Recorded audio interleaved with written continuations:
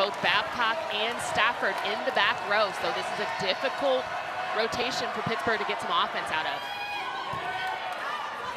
Maybe on the pipe. Yep, there it is. Yeah, real difficult. Real difficult. You got to set your back row. Got to set your back row in this scenario because you've got Wokolo, who has that first tempo transition offense going behind the center. You've got Vasquez, but then you got Babcock coming out of the back. You see Babcock, after the ball was passed, clapping her hands, demanding the ball. And Pittsburgh in women's college volleyball these days is very unique. All three of their pin hitters, both outsides, Stafford, Vasquez, Gomez, and their opposite Babcock, they never come out for defensive subs. They all play 6 rotations. Anna DeBeer off the top of the head, I think, of Rachel Fairbanks. 11-8 is the advantage. DeBeer's numbers right now, she's 5 of 16. She too has been struggling a little bit in the struggle's not the right word, but she's hitting below her season average. On the season, DeBeer hits at 250 and on the tournament 189. I think this is a rotation we'll see Rachel Fairbanks be a little bit more aggressive, but she's got to get that ball closer to the net. Vasquez Gomez, really beautiful set to the outside. Very, very good tempo from Fairbanks, who will go back to serve. And Vasquez Gomez has a little bit of a roundhouse swing, but she finds the seam of that block. Very similar to Brazil's Gabby Guimarães, very much roundhouse. Here is Fairbanks, setter of the year in the ACC. The 6th meeting between these two teams in a year.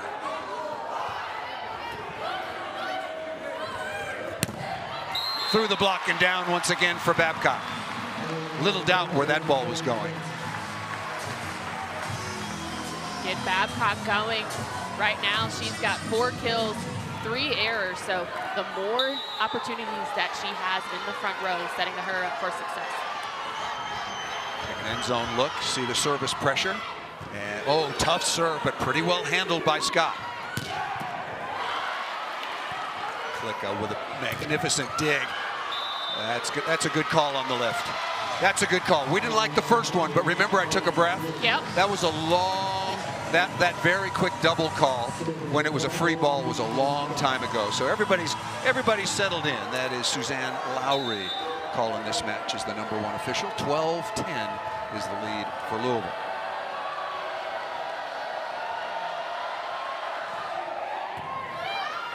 One libero going after another, and Emma Monks registers the kill, #9 in white. Monks out of Louisville, the transfer from Michigan State, 2nd team all ACC, and once again a record-setting blocker this year for Pittsburgh with 156 stuffs. And I heard her call for that ball all the way from where we're sitting, Paul. She's very aggressive for Pittsburgh. Vasquez Gomez was very good in the serving phase in the opening set. Short to Looper. Right side to Aiko Jones. A perfect rolling 7s. 7 for 7. And just the despair of not being able to stop any action that is coming off of the right side from Louisville. Pittsburgh needs to adjust to that block. They've got to tag Aiko Jones, move it a little bit farther in if they want to stop the right side offense.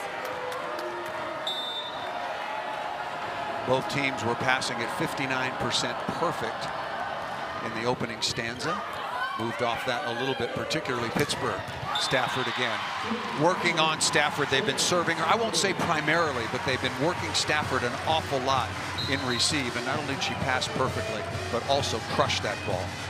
Outstanding freshman. 6 of 17 with only 2 errors. As a team, Pittsburgh is hitting 264. Look at Louisville, 353. This is against, remember, you said it right before first serve. Pittsburgh statistically is the best defensive team in the country, holding opponents to 134 efficiency.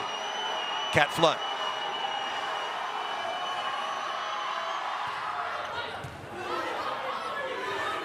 Combination play. That ball brought inside a little bit, but missed by Looper, straight out of bounds. And when Ellie Glock for Louisville makes the decision to bring Charity Looper inside, away from that left pin, Charity Looper has to identify that and be able to switch that ball back to right back. I was right about the 134 number, and also Pittsburgh has held 14 opponents under 100. Right back to Looper, who's roofed. Ball's still alive. That ball went off of the foot of the defender for Louisville. Good reaction by Pittsburgh, though. Absolutely. I thought that ball was down. Blocked by Babcock, covered that time by Louisville, and they stayed right in the point. Babcock can't believe